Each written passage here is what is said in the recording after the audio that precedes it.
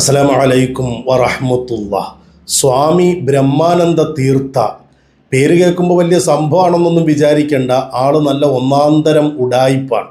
സ്വാമി എന്നൊക്കെ കേൾക്കുമ്പോൾ നമ്മൾ കേട്ടിട്ടുള്ള കണ്ടിട്ടുള്ള സ്വാമിമാരെ പോലെയൊന്നുമല്ല. ആള് നല്ല ഒന്നാന്തരം ഉഡായിപ്പാണ്. നല്ലതുപോലെ അഭിനയിക്കാൻ, കാര്യം നേടാൻ വേണ്ടി എന്തും പറയാൻ മടിയില്ലാത്ത ഒരാളാണ്. ആരെക്കുറിച്ചാണ് പറയുന്നതെന്നറിയോ? ആ നടനെ ഒന്ന് കണ്ടോളൂ. അസ്സലാമു അലൈക്കും വറഹ്മത്തുള്ളാഹി വബറകാതുഹു. ബിസ്മില്ലാഹിർ റഹ്മാനിർ റഹീം. അൽഹംദുലില്ലാഹ്. പരമകാരുണികനും കരുണാമയനുമായിട്ടുള്ള അല്ലാഹുവിന്റെ നാമത്തിൽ സ്തോത്രം അല്ലാഹുവിന് മാത്രം. അവൻ സർവ്വലോക പരിപാലകൻ, പരമകാരുണികൻ, കരുണാമയൻ, പ്രതിപ്രദിനത്തിന്റെ നാഥൻ. നിനക്ക് മാത്രം ഞങ്ങൾ ഇബാദത്ത് ചെയ്യുന്നു. നിന്നോട് മാത്രം ഞങ്ങൾ സഹായം അഭ്യർത്ഥിക്കുന്നു. ഞങ്ങളെ നേർമാർഗത്തിലേക്ക് നയിക്കണമേ. നീ അനുഗ്രഹിച്ചവരുടെ മാർഗത്തിലേക്ക് നയിക്കണമേ. നിന്റെ കോപത്തിന് പാത്രമായവരുടെ, വഴിപിഴച്ചവരുടെ അവരുടെ മാർഗത്തിലേക്കല്ല.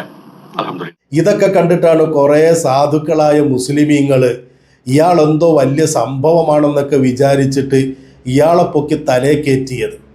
അങ്ങനെ തലേ കയറിയിരുന്ന് കഴിഞ്ഞപ്പോൾ മൂപ്പർക്കൊരു തോന്നൽ, ഒരു വീട് പണിത് കളയാം. വീടിന് മൂപ്പര് പറയുന്നത് കൂടെന്നാണ്. കാരണം ആള് ഭയങ്കര ലാളിത്യമുള്ള ആളാണെന്ന് വരുത്തി തീർക്കണമല്ലോ. എന്നിട്ടോ ആളുകളോട് ആ കൂടിന് വേണ്ടി പിരിവ് ചോദിക്കുകയാണ്. തുറന്നു പറയാണ്, എൻ്റെ 65 വയസ്സ് കൊണ്ട് എനിക്കിപ്പോൾ ഇത്രയും കാലം ഇതുവരെയും തുറന്നു പറയാത്തൊരു കാര്യം, ഒരു സ്ഥലത്ത് വെച്ച് തുറന്നു പറയാത്തൊരു കാര്യം, എന്നെ നിങ്ങൾ സഹായിക്കണം. എന്നെ നിങ്ങൾക്ക് കഴിയുന്ന രീതിയിൽ നിങ്ങളുടെ വീടിന്റെ ജനാലയ്ക്കും അവിടെ ഇവിടെയും കിടക്കുന്ന പൈസയൊക്കെ ഉണ്ടല്ലോ, അതൊക്കെ എടുത്ത് നിങ്ങൾക്ക് കഴിയുന്ന രീതിയിൽ എന്നെ സഹായിക്കുകയാണെങ്കിൽ എനിക്ക് എൻ്റെ 6 അടി മണ്ണ്, എൻ്റെ സ്വന്തം 6 അടി മണ്ണ്. അങ്ങനെ മൂപ്പരുടെ 6 അടി മണ്ണിന് വേണ്ടിയുള്ള സഹായം ചോദിച്ചപ്പോഴേക്കും കേട്ട പാതി കേൾക്കാത്ത പാതി കുറേ മുസ്ലിമീങ്ങൾ കൈ അയച്ച് പൈസ അയച്ചു കൊടുത്തു. ഞാൻ കൊടുത്തിട്ടില്ല കേട്ടോ. ഞാൻ ഇയാളെ സ്വാമിയായി അന്നും വിശ്വസിച്ചിട്ടില്ല. ഗൾഫിൽ നിന്നൊക്കെ കുറേ ആളുകൾ ആവശ്യത്തിലധികം പൈസ അയച്ചു കൊടുത്തു. പണി തുടങ്ങി, പണി തീരാതെ വന്നു, പൈസ തികയാതെ വന്നു. പിന്നെയും സഹായം ചോദിച്ച് അതേ പ്ലാറ്റ്ഫോമിൽ വന്നു. അങ്ങനെ ആളുകൾ പിന്നെയും പൈസ അയച്ചു കൊടുത്തു. അങ്ങനെ വീട് പണിയൊക്കെ പൂർത്തിയായതിന് ശേഷമുള്ള നാടകമാണ് ഇനി നിങ്ങൾ കാണാൻ പോകുന്നത്. ഇത് എൻ്റെ വീട് എന്നതിലുപരി നമ്മളുടെ വീട് ആണ് എന്നുള്ളത് സത്യമാണല്ലോ. അതൊരു ഭംഗിവാക്കല്ലല്ലോ വാസ്തവത്തിൽ. കൂടുതലായിട്ടൊന്നും ഇപ്പോൾ പറയുന്നില്ല. അപ്പോൾ നിങ്ങളെനിക്ക് സമ്മാനിച്ച് സ്വാമിജിയുടെ കൂട് ഇതാണ്. ഇപ്പം ഈ കണ്ടതൊക്കെയാണ്. ഞാൻ നന്ദി നിങ്ങൾ ആരോടും പറയുന്നില്ല. നന്ദി ആരോട് ചൊല്ലേണ്ടു എന്നൊരു ചോദ്യം, വലിയൊരു ചോദ്യം ഉണ്ടല്ലോ നമ്മുടെ നാട്ടിൽ. എല്ലാ നന്ദിയും അവങ്കലേക്ക്, എല്ലാ നന്ദിയും പരമകാരുണികനായിട്ടുള്ള അല്ലാഹുവിന് സമർപ്പിക്കുന്നു.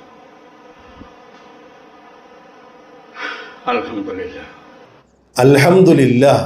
ഈ പറയുന്നതങ്ങ് കേട്ടപ്പോൾ പണം അയച്ചു കൊടുത്ത ആളുകളൊക്കെ ആത്മനിർവൃതിയിലായി, ആനന്ദ പുളകിതരായി.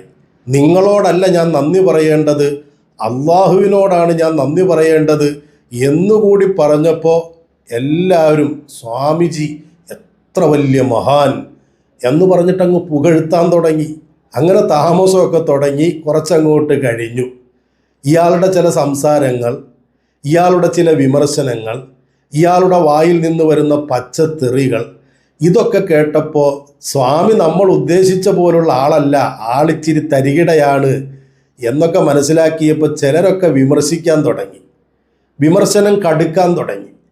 അങ്ങനെ അവസാനം ഇപ്പം ഇതാ കഴിഞ്ഞ ദിവസം ഇയാൾ വന്നിട്ട് പറയാണ്, ആ പറയുന്നത് എൻ്റെ നാവ് കൊണ്ട് ഞാൻ പറയുന്നില്ല, നിങ്ങൾ കേട്ടാ മതി. നിങ്ങളുടെ കൂട്ടത്തിൽപ്പെട്ട് മുസ്ലിം നാമധാരികളായിട്ടുള്ള മുറിയണ്ടികൾ ഒരാള് പോലും ഒരു ചില്ലിക്കാശ് എനിക്ക് തന്നിട്ടില്ല. എല്ലാവർക്കും സന്തോഷമായില്ലേ? ഇനി എല്ലാവരും പിരിഞ്ഞു പോയിക്കോ. അയച്ചു കൊടുത്ത ആളുകളോടായി പറയുന്നത്.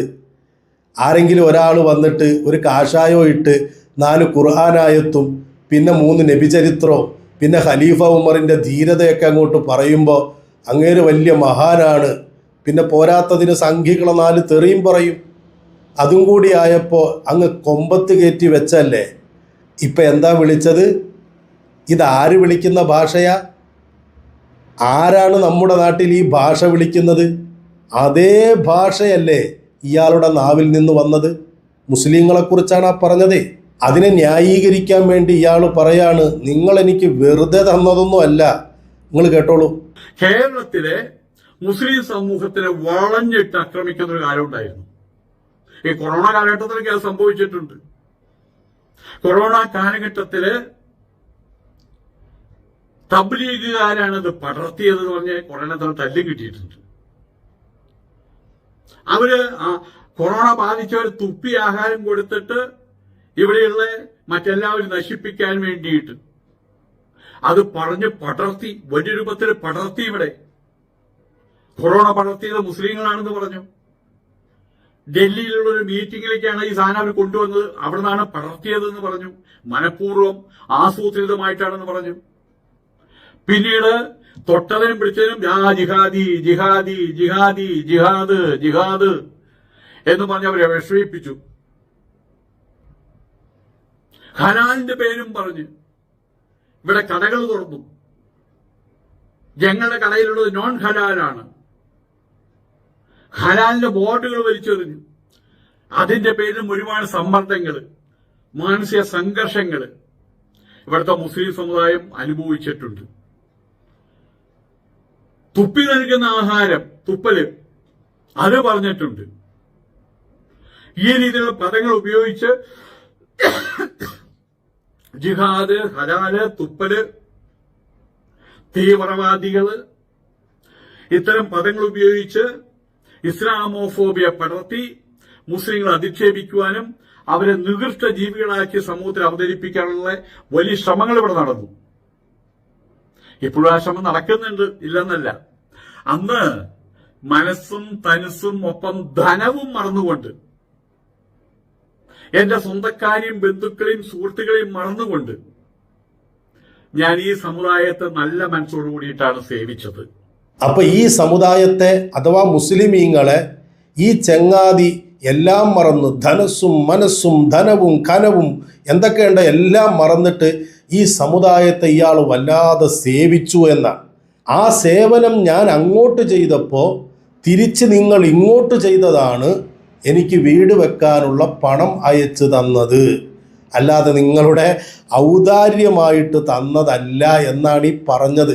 അപ്പോൾ അതുകൊണ്ട് കാശയച്ച് വീട് വെക്കാൻ സഹായിച്ച എല്ലാ ആളുകളോടും ഒന്നുകൂടി ഇയാൾക്ക് പറയാനുണ്ട്. എനിക്ക് അവരോട് മറുപടിയായിട്ട് പറയാനുള്ളത്, ആദ്യം ഞാൻ നിങ്ങൾക്ക് തന്നു എന്റെ മനസ്സ്, എന്റെ മനസ്സിന്റെ സദ്ഭാവങ്ങള്. പിന്നീട് നിങ്ങൾ തന്നു, നിങ്ങളുടെ കയ്യിലുള്ള നിങ്ങൾ തന്നു. അപ്പൊ കാര്യങ്ങളെല്ലാം സമാസമം. അപ്പൊ കാര്യങ്ങളെല്ലാം സമാസമമായി, എല്ലാവർക്കും ഹാപ്പിയായി. അയാൾ ഇങ്ങോട്ട് തന്നു, നിങ്ങൾ അങ്ങോട്ടും കൊടുത്തു. നിങ്ങൾ അധ്വാനിച്ച് വേർപ്പൊഴുക്കി കഷ്ടപ്പെട്ട പണം നിങ്ങൾ അങ്ങോട്ട് അയച്ചു കൊടുത്തു. അയാൾ ഇങ്ങോട്ടോ അയാളുടെ റൂമിലിരുന്ന് അയാളുടെ യൂട്യൂബ് ചാനലിലൂടെ കണ്ണി കണ്ടവരെയൊക്കെ തെറി വിളിച്ചു. അതിൽ നിന്ന് കിട്ടുന്ന വരുമാനവും അയാൾ എടുത്തു. എന്നാലും കാര്യങ്ങളൊക്കെ സമാസമമാണ്, തീർന്നിട്ടില്ല. പറഞ്ഞിട്ട് പൂതി തീരാത്തത് കൊണ്ട് വീണ്ടും എന്തൊക്കെയോ കാശ് കൊടുത്ത ആളുകളോട് അയാൾക്ക് പറയാനുണ്ട്. ഇപ്പോഴത്തെ സാഹചര്യത്തില് ഈ വക ആളുകളോട് എനിക്ക് പറയാനുള്ളത്, ഞാൻ ഇപ്പോൾ താമസിക്കുന്ന വീടുമായിട്ട് നിങ്ങൾക്ക് ഒരു ബന്ധവുമില്ല. ഉണ്ടോ? ഇത്രയും ബന്ധം പോലും നിങ്ങൾക്കില്ല. ഇതെന്റെ വീടാണ്, എന്റെ അധ്വാനത്തിന്റെ ഫലമാണ്. അപ്പൊ അത് ആരുടെ വീടാണ്? അയാളുടെ വീടാണ്, അയാളുടെ അധ്വാനത്തിന്റെ ഫലമാണ്. അല്ലാതെ നിങ്ങളുടെ അധ്വാനമൊന്നുമല്ല. നിങ്ങൾ മരുഭൂമി കിടന്ന് കഷ്ടപ്പെട്ടതല്ല, നിങ്ങൾ വിയർപ്പൊഴുക്കി പാടുപെട്ട് പണിയെടുത്ത് കിട്ടിയ കാശല്ല, അയാളുടെ അധ്വാനമാണ്. എന്താണ് ആ അധ്വാനം? അയാളുടെ നല്ല മനസ്സ് നിങ്ങൾക്ക് തന്നു. നല്ല മനസ്സേതാണ്? കണ്ണി കണ്ടവരെയൊക്കെ തെറി വിളിക്കുക. അത് നിങ്ങൾക്ക് തന്നില്ലേ? ഹാപ്പിയായില്ലേ? ഇപ്പം എല്ലാം സമാസമം. അല്ലല്ല, സമാസമല്ല കേട്ടോ. എങ്കിലും അയാളോടാണ് നിങ്ങൾ കടപ്പാട് കാണിക്കേണ്ടത്. ഒന്നും ആഗ്രഹിക്കാതെയും സ്വയം എല്ലാം നഷ്ടപ്പെടുത്തിയും നിങ്ങളോട് കരുണ കാണിച്ച എന്നോട് നിങ്ങൾക്കാണ് കടപ്പാട്. നിങ്ങളാണ് നന്ദി പറയേണ്ടത്. എല്ലാവരും വരി വരിയായിട്ട് നിന്ന് നന്ദി പറഞ്ഞോളൂ. അത്ര വലിയ കാരുണ്യല്ലേ മൂപ്പര് നമ്മളോട് കാണിച്ചത്. അതുകൊണ്ട് നമുക്കാണ് കടപ്പാട്. പൈസ കൊടുത്ത നിങ്ങൾക്കാണ് മൂപ്പരോട് കടപ്പാട്. എങ്ങനെയുണ്ട്? അനുഭവിച്ചോ കൂട്ടരെ, അനുഭവിച്ചോ. ആരെങ്കിലുമൊക്കെ 4 ഖുർആൻ പേജ് എന്തെങ്കിലും പുസ്തകം കയ്യിൽ പിടിച്ച്, പുസ്തകമൊക്കെ ഇപ്പോൾ ബുക്ക് സ്റ്റാളിൽ നിന്ന് വാങ്ങാൻ കിട്ടും, അത് വാങ്ങി വെച്ചിട്ട് കുറേ ചരിത്രവും കുറേ ആയത്തും പിന്നെ കുറേ സംഖ്യകളെ തെറിയും പറയുമ്പോഴേക്കും അവരെ എടുത്ത് തലേ കയറ്റി വെച്ചപ്പോൾ ചിന്തിച്ചിരുന്നില്ലല്ലേ? ഇപ്പം കിട്ടിയില്ലേ? കൊടുത്ത കൈക്ക് തന്നെ തിരിച്ചു കൊത്തിയില്ലേ? കൊത്തിയെന്നു മാത്രമല്ല, നിങ്ങളെക്കുറിച്ച് പറയുന്നത് എന്താണെന്നറിയോ? ഇവിടെയുള്ള സംഖ്യകൾ പറയുന്ന ഭാഷ എന്താണോ അതേ ഭാഷയിലാണ് നിങ്ങളെക്കുറിച്ച് പറയുന്നത്. കേട്ടു നോക്ക്. ഇപ്പോ നിങ്ങള് കയറി കയറി കൊത്തി കൊത്തി മുറത്തിൽ കയറി കൊത്താൻ ശ്രമിക്കുകയാണ്, ഹിന്ദുക്കളെ തകർക്കാൻ ശ്രമിക്കുകയാണ്. നിങ്ങൾ കുത്തിയാൽ മറിഞ്ഞു വീഴുന്ന ഗോപുരമല്ല ഹിന്ദുക്കളുടേത്. ഇവിടെയുള്ള ഹിന്ദുക്കള് വിദ്യാശതപുര പർവ്വതത്തിന്റെ മുകളിൽ കയറി നിന്ന്, അതല്ലെങ്കിൽ ഹിമാലയത്തിന് മുകളിൽ കയറി നിന്ന് ഇവിടുത്തെ ഹിന്ദുക്കൾ മൂത്രമൊഴിച്ചാൽ മതി, ഇവിടെ ഒഴുകി പോകുന്ന സാധനങ്ങളാണ് ഈ മുസ്ലിങ്ങള്, മുറിയണ്ടികള്. അത്രയേ ഉള്ളൂ. അപ്പൊ എല്ലാവർക്കും കാര്യങ്ങൾ ബോധ്യായില്ലേ? ഇത് നമ്മുടെ നാട്ടിൽ ആരുപയോഗിക്കുന്ന ഭാഷയാണെന്ന് ഞാനിനി നിങ്ങളോട് പ്രത്യേകം പറയേണ്ട ആവശ്യമൊന്നുമില്ലല്ലോ. ഇതാണ് ഈ മനുഷ്യൻ. അതുകൊണ്ടാണ് ഈ മനുഷ്യനെ ഞാൻ മുമ്പേ പഠിച്ചിട്ട് ഇയാളുടെ വീഡിയോകൾ കുത്തിയിരുന്ന് കണ്ട്, ഇയാളുടെ ഫേസ്ബുക്ക് പോസ്റ്റുകൾ പരിശോധിച്ച് തെളിവ് സഹിതം ഞാൻ കൊല്ലങ്ങൾക്ക് മുമ്പ് നിങ്ങളോട് പറഞ്ഞതാണ്.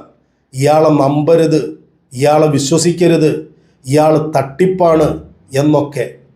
പലരും എന്നെ തെറി പറഞ്ഞു. ഇപ്പം ഇതാ ഈ സമുദായത്തിൻ്റെ നേരെ അയാളുടെ നാവ് കൊണ്ട് എന്തൊക്കെയാണ് പറയുന്നത്. ഹിന്ദുക്കൾ മൂത്രമൊഴിച്ചാൽ ഒലിച്ചു പോകാവുന്നതേ ഉള്ളൂ എന്ന്. ഞങ്ങൾക്കറിയാം. ഞങ്ങളുടെ നാട്ടിലുള്ള ഹൈന്ദവരെ, ഞങ്ങളുടെ അയൽവാസികളെ, ഞങ്ങളുടെ സൗഹൃദ വലയത്തിലുള്ള ഹൈന്ദവരെ, ഞങ്ങൾക്ക് പരിചയമുള്ള ഹൈന്ദവരെ, നിങ്ങളുടെയൊക്കെ ഈ വാക്ക് കേട്ടിട്ട് മൂത്രമൊഴിക്കാൻ മലമുകളിൽ കയറുന്നവരല്ലവർ. കുറച്ച് സംഖ്യകളുണ്ടാവും. അവർ മൂത്രമൊഴിച്ചാൽ എത്ര ഉണ്ടാകുമെന്ന് ഞങ്ങൾക്ക് നല്ല ബോധ്യമുണ്ട്. അതിന് നിങ്ങളുടെ ഈ തട്ടിപ്പിനും തരികിടക്കും ഇനി ഹിന്ദുക്കളെ കൂട്ടുപിടിക്കാമെന്ന് വിചാരിക്കണ്ട. ഹിന്ദുക്കളെ തകർക്കാൻ നോക്കുകയാണെന്നാണ്. മുസ്ലിങ്ങളെ ഇല്ലാത്തത് പറഞ്ഞു പരത്തി വർഗീയതയുണ്ടാക്കാൻ ശ്രമിക്കുകയാണ്. ഇയാളെയാണ് നിങ്ങൾ ഇത്രയും നാൾ തലയിലേറ്റി വെച്ചത് എന്നോർക്കുക. ഇനിയെങ്കിലും പാഠം ഉൾക്കൊള്ളുക. ഇതുപോലെ പല കോലത്തിലും സംഖ്യകൾ വരും. അതിലൊന്നും വീണു പോകരുത്. കുറച്ചെങ്കിലും അന്തം നമുക്കുണ്ടാവണം.